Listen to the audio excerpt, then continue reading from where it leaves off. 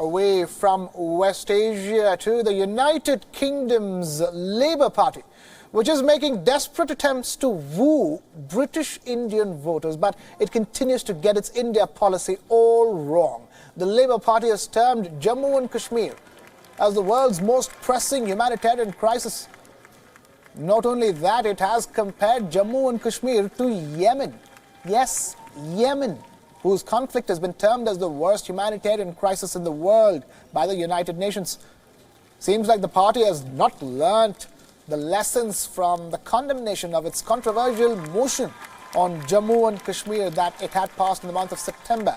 In an outrageous motion, it called for international intervention into Jammu and Kashmir. The party had managed to anger British Indian voters who were miffed with its resolution on what is clearly India's internal matter. And how does it want the United Kingdom's relations with India to be when it is clearly disrespecting the country's sovereignty? Now, the party also made other pledges with regards to India. In its manifesto, the party instead pledged to issue a formal apology for the 1919 Jallianwala Bagh massacre, in which hundreds of unarmed Indians were shot dead. Remember, in the month of April this year, the former Prime Minister of the UK, Theresa May, expressed regret for the massacre, but like her predecessors, stopped short of issuing an apology. The Labour Party has vowed to acknowledge the role of Indian soldiers who fought as part of the British colonial army. The party pledged to probe Britain's role in the 1984 Operation Blue Star, which it referred to as the Amritsar massacre. Remember, the UK government's declassified documents revealed that the then British Prime Minister Margaret Thatcher had lent support to New Delhi for the operation. The documents revealed that the UK had dispatched at least one military officer to assist the Indian side. The Labour Party understands that it needs the support of British Indian voters, but it still fails to rise above its own prejudices.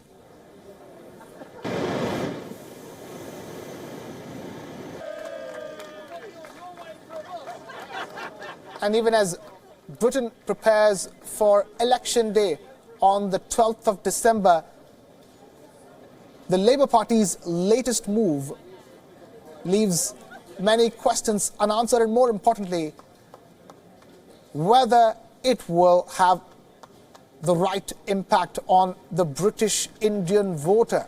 Bear in mind, the Labour Party's poll projections as of now are not anything to write home about. It's still trailing behind the Conservatives. There are reports of how the Labour Party is losing some of its traditional vote base, vote bank as well.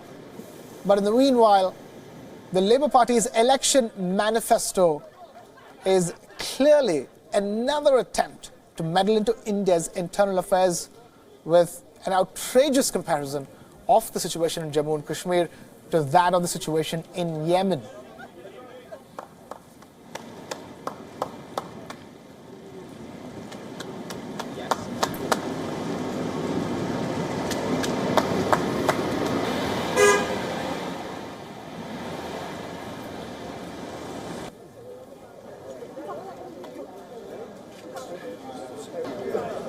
Only time will tell if the Labour Party's manifesto